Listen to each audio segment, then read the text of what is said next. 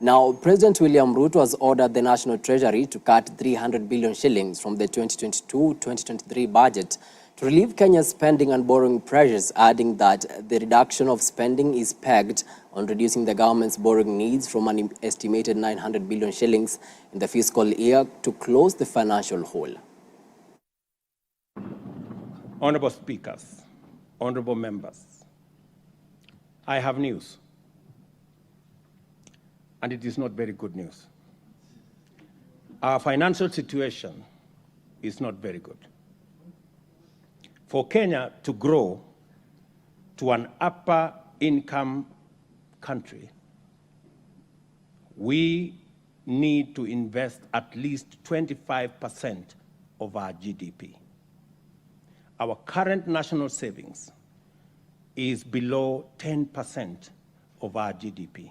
Which translates to an investment savings deficit of 15% of our GDP. Over the last decade, we have sought to close this gap with public borrowing. This year alone, we budgeted to borrow 900 billion to finance both development and recurrent expenditure.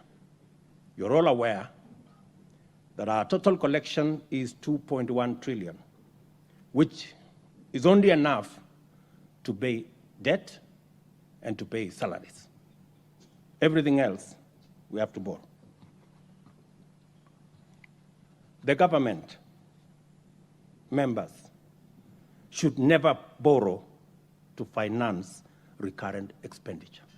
It is not prudent, it is not sustainable, it is simply wrong. We must bring ourselves and our country to sanity.